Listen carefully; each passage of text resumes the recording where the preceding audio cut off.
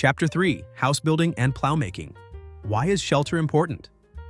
Higher animals and birds are fairly well protected against bad weather. Animals have thick coats of fur to keep them warm, and birds have coverings of soft feathers. But man has very little hair on his body to give him protection against the biting wind and the freezing cold. Life would be terribly uncomfortable if we did not have good houses to live and sleep in, and clothing to wear.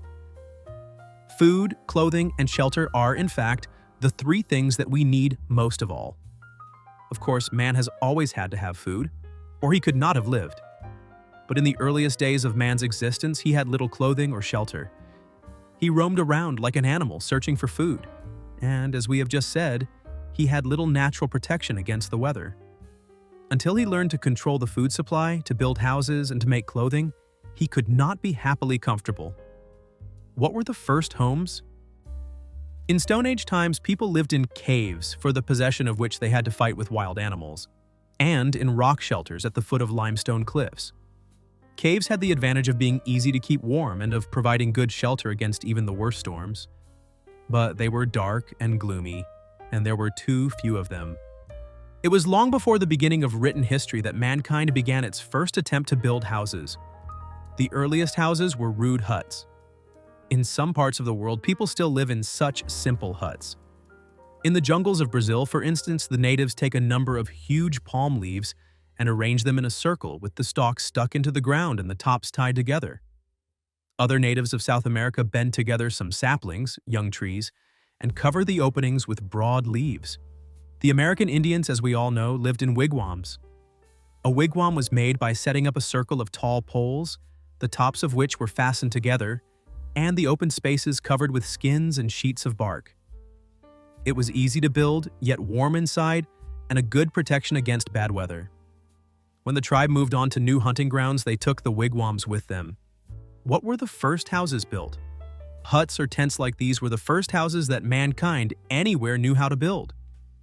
Usually they were so small that a person had to stoop down and crawl into them, and often it was impossible to stand upright in them. One way to make more room was to hollow out the earthen floor of the hut, but a better way was to lift the hut up on posts. That is how real houses were first invented.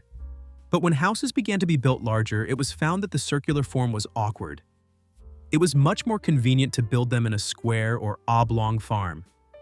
A ridge pole was set up to support the slanting poles of the roof.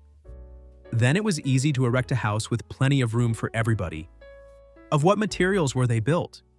Where timber was plentiful, houses were built of rough logs, and the roofs were often covered with straw. When metal tools hard enough to cut stone were invented, blocks of stone were used for the walls of important houses, such as the king's palaces and the temples of the gods. Thousands of years ago in Egypt and Babylonia, brick was invented and used as a building material for houses. This brick consisted of oblong pieces of mud or wet earth mixed with straw and dried in the sun. Sun-dried bricks were very good building material in countries where the climate is dry. But of course, they did not withstand moisture. In countries where much rain fell, tougher bricks were needed. These were made by baking the bricks in ovens, like pottery. Ovens for baking bricks are called kilns. The Romans made very fine kiln-dried bricks, as well as earthenware tiles for roofs. They also knew how to make cement.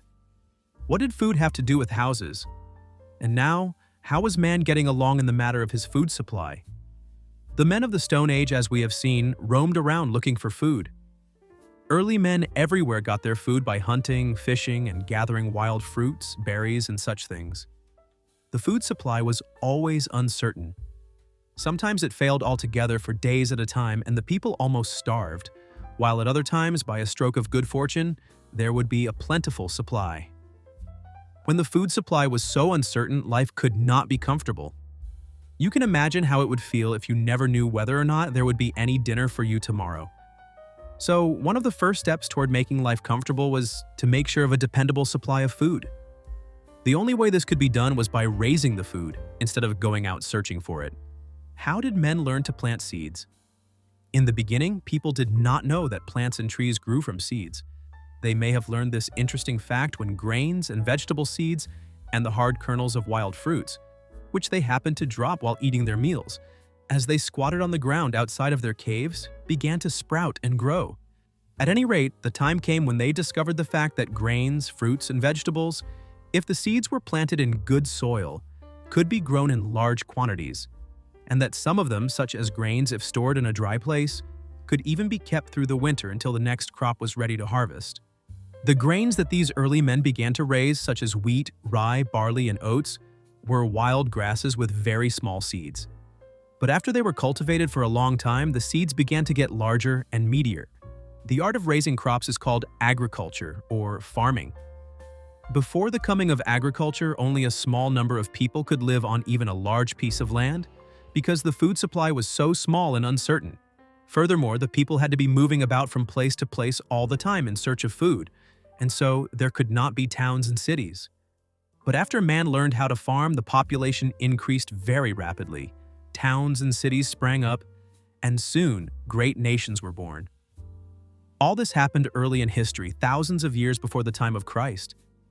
Even in those days, countries like ancient Egypt, Babylonia, and China, where farming was practiced, had millions of people living in them. What invention was needed for farming?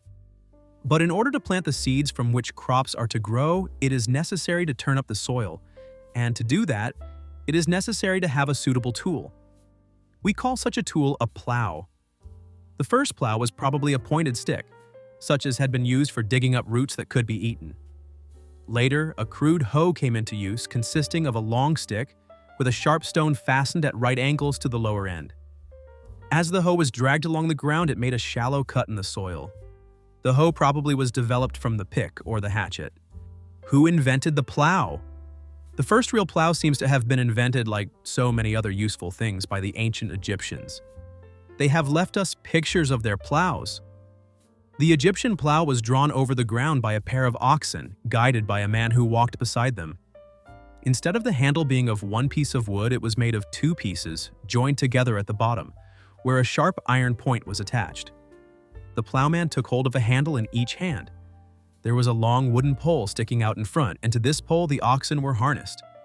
The Egyptians, by means of their plows, made the valley of the Nile one of the greatest food-producing regions in the world. The plentiful supply of food gave many people leisure time in which to cultivate science and art. A part of the population could raise enough food for all. Thus it was that civilization was born.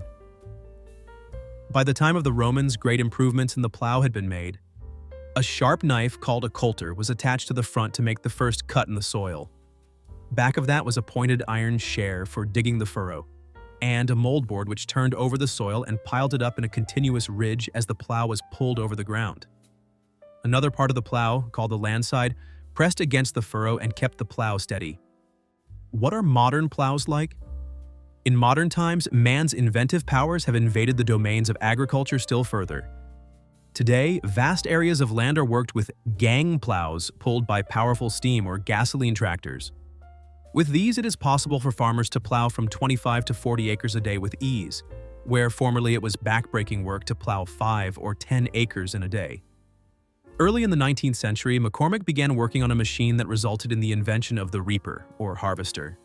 From a crude implement which only cut the grain, this harvester has been developed until today. It cuts, ties in bundles, and leaves these bundles in rows easy for the farmer to handle. Or else, as in the case of the great wheat fields of the West, these machines cut or top the grain and thresh it in one operation. Large trucks moving along beside the harvester catch the grain as it pours from a spout attached to the harvester, and when loaded, carry it at once to the marketing centers. For the smaller farms likewise, suitable machines have been invented. Small gasoline tractors are used extensively. There are machines for loading hay upon wagons, machines for cutting, shredding, and shelling corn, machines for milking cows on the dairy farms, in fact, all kinds of machines, each of which has tended to make farming easier and more profitable for the modern farmer.